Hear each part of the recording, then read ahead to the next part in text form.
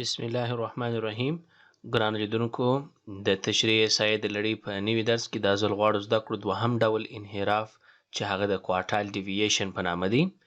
کوارټایل ډیوییشن چې روبه پکې استعمالیږي، ټوله خبره یوازې پر روبه ده. نو پر دغه اساس باندې لکه په تیر ځل کې چې موږ یوازې فاصله په نظر کې نیولې وه، د فاصلې پر بنیاد مو انحراف پیدا کوي. دا ځل به د روبې پر اساس انحراف پیدا کیږي. روبه د یوې څلرمه برخه ښیي، یعنی د یو څلرمه برخه روبه راوځي. فرست کوارټایل، سیکنډ، تھرډ اینډ فورث کوارټایل. د دې انحراف تر ټولو لویه کمزوري یوازې په دې کې ده چې په دې کې 50% انحراف په نظر کې نه ساتل کیږي، هغه برخه ایسته کړې ده. دا تر ټولو غټه نیمګړتیا ده. فقط او فقط دریم کوارټایل په نظر کې نیول شوی دی او فرست کوارټایل په نظر کې نیول شوی دی، ځکه د منځ کوارټایل چې د 50% هغه ډاټا یې صرف نظر کړې ده.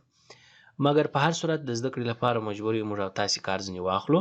نو کوارټایل ډیوییشن فارموله موږ تھرډ کوارټایل ماینس فرست کوارټایل تقسیم پر 2 باندې. د فرست کوارټایل لپاره موږ فارموله لرو چې n جمع 1 تقسیم پر 4 th ټرم، یعنی دا موږ ته کوم جواب چې راباسي هغه زموږ جواب نه دی اصلا د Q1. په اعدادو کې ګورو چې هغه نمبر څو دی، هغه بیا زموږ جواب کیدای شي. او Q3 مساوي کیږي فقط 3 ور اضافه کو، نور هم هغه فارمول دی n جمع 1 تقسیم 4 th. یو شی تاسې یاداشت تر سره ونیسئ چې په کوارټایل ډیوییشن کې راوند اپ او راوند اپ په نظر کې نه ساتل کیږي.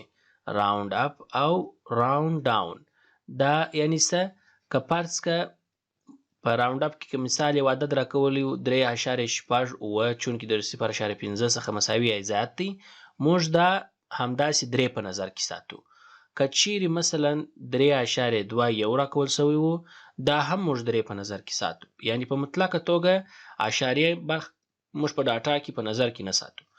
نو د دې لپاره چې تاسې په ریلیټیو ډسپرژن هم ځان پوه کړئ، نو موږ ضریب ته ضرورت لرو چې زده کړو.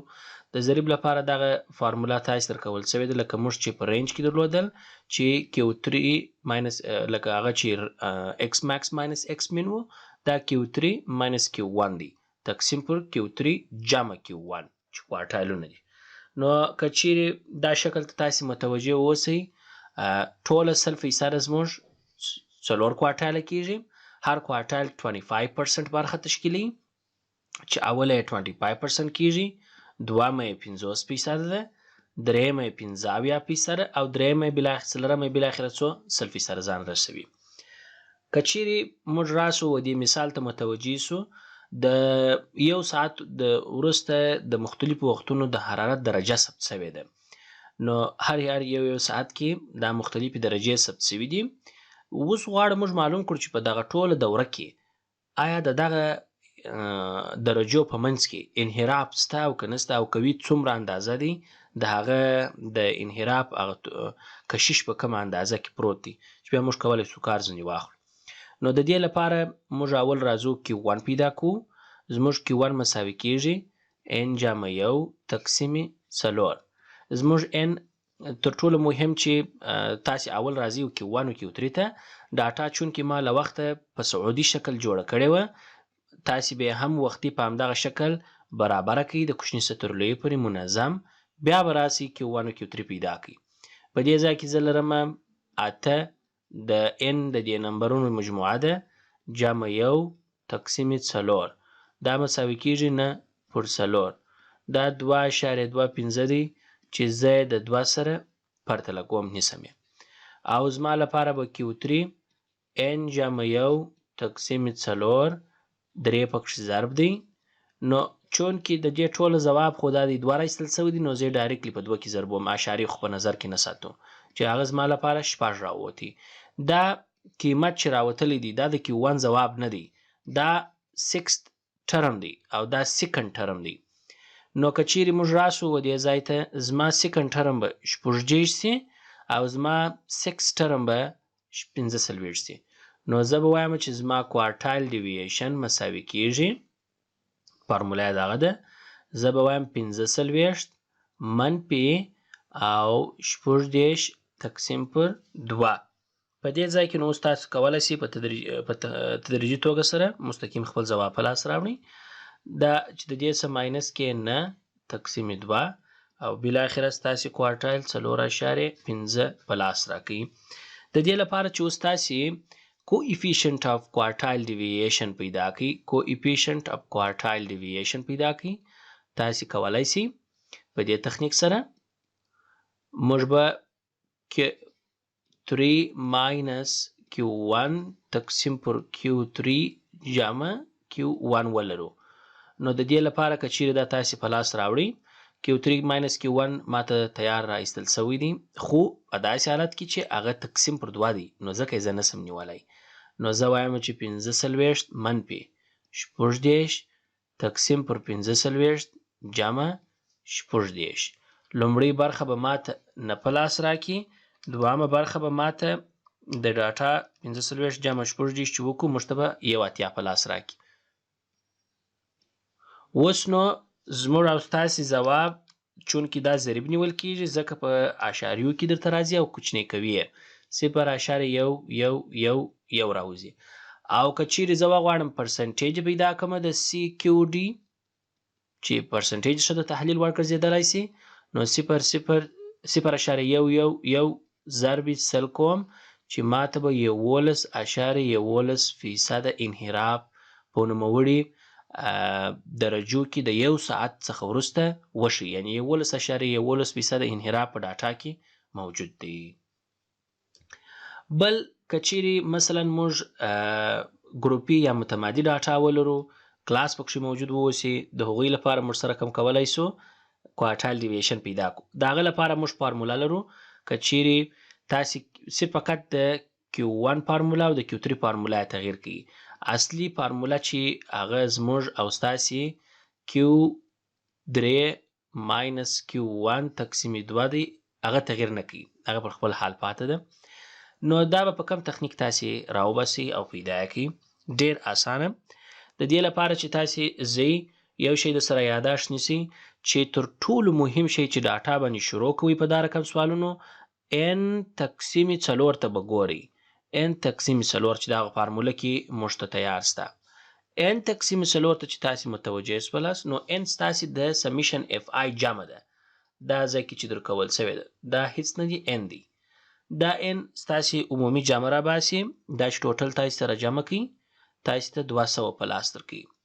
نو کله چې تاسې راولاړ سئ 200 تقسیم 4 کې تاسې ته 50 ټرم په لاس درکوي یا 50 نمبر په لاس درکوي. دلته د مخه در دې چې تاسې سوال حلوئ، تاسې کلاس لرئ، تاسې فریکونسي لرئ، در دغه ځای سوال درکوي. موږ یو شی بل ورسره پیدا کړو، هغه لیس دین کومولیټیو فریکونسي ده. 14 خپله راوړو، د 2 سره بیا 14 جمع کړو 80، بیا 99 سره جمع کړو 150، په همدغه ترتیب سره تر پایه پورې ځو. نو کله چې 50 لاسته راوړل سول، 50 تر 40 لوی دی، تر 80 کم دی. نو پر همدغه ځای باندې تاسې درېږئ. کله چې دلته تاسې ودرېدلاست، همدغه ستاسې لپاره کلاس انتخابیږي. کله چې همدا ستاسې لپاره کلاس انتخاب سو، نو بیا تاسې کولی سئ د عمومي فارمولې څخه په کار اخیستلو سوال حل کړئ در سره. نو سوال داسې حلولی سئ تاسې. اوسه زه به رنګ یې ورته تغییر کړم. ښه، اوس نو زه غواړم Q1 پیدا کړم. د Q1 لپاره تاسې خپله فارموله یاداشت نیولې ده چې لوور لیمیټ هایټ تقسیم پر فریکونسي n تقسیم 4 ماینس کومولیټیو فریکونسي. اف هم ورکولی سئ، مشکل نشته. ال زما لوور لیمیټ دی. که چیرې ستاسې یاد وي لوور لیمیټ موږ د کلاس معلوم کړي چې هغه 15 و. h د کلاسونو په منځ کې توپیر ښیي چې توپیر زموږ او ستاسې د کلاسونو په منځ کې 2 و. فریکونسي د هغه کلاس که چیرې یو ځل تاسې بیا ورسئ ورې، فریکونسي د همهغه کلاس 2 ده او کلاسونو په منځ کې توپیر 2 دی او لوور لیمیټ زموږ 15 دی او زموږ کومولیټیو فریکونسي چې د دې څخه لوړه ده یو، هغه زموږ 14 ده. نو موږ کولی سو زموږ فریکونسي په دې ځای کې 2 یاداشت کو او زموږ کومولیټیو فریکوینسي 14. نور کولی شو چې موږ Q1 راوباسو. نو 15 جمع 2 تقسیم 2 د دې ټولو پر ځای زه کولی شم 50 ولیکم چې ما راایستلی دي منفي 14. دا تاسې کولی شئ نور هم ساده کړئ، مشکل نه لري. زه په دې تخنیک سره کوم Q1 15 جمع کله چې دا تقسیم سي پر دې باندې او بالاخره په دې کې ضرب سي نو تاسې ته به ځواب درکړي 1.1 چې بالاخره ستاسې Q1 به 14.16 ځواب راوباسي چې دا بالاخره مساوي کېږي بې ته همدا قیمت تاسې یاداشت نیسئ ځکه چې په دې کې خو موږ او تاسې کوم غیر متمادي ډاټا نشته چې په هغه کې راوند اپ او راوند ډاون په نظر کې نه ساتو.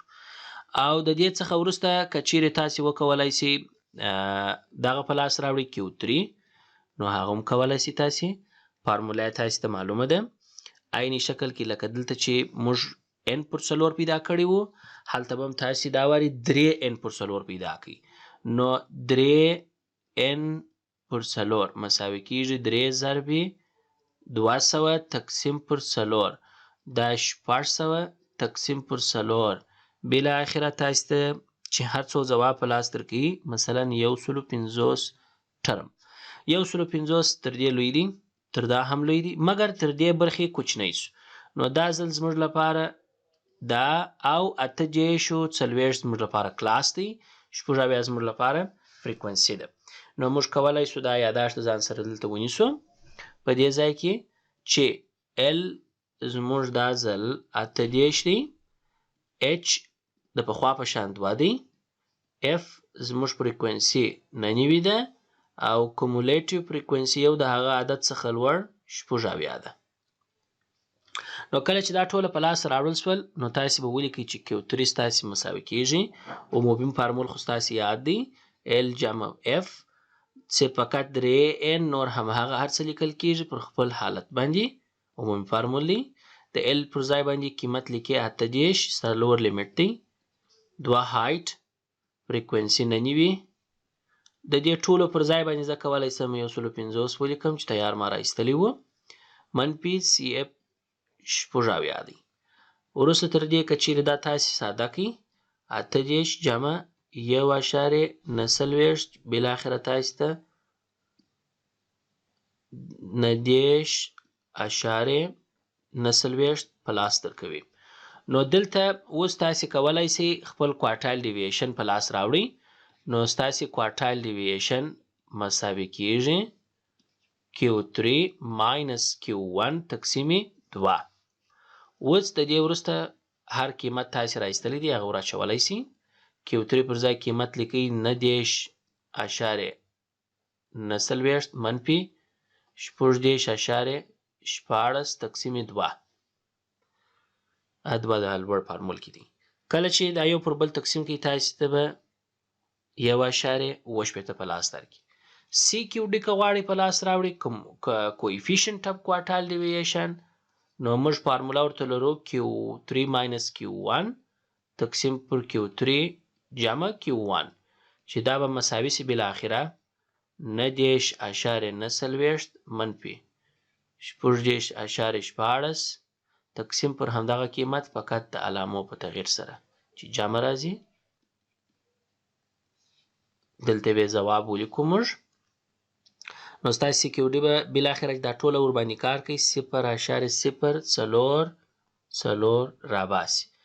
CQD پرسنټیج که غواړئ راوباسئ نو 0.04 ضرب 100 چې تاسې ته به ځواب په لاس کې 0.44 پرسنټیج انحراف په نوموړې ډاټا کې شتون او سته.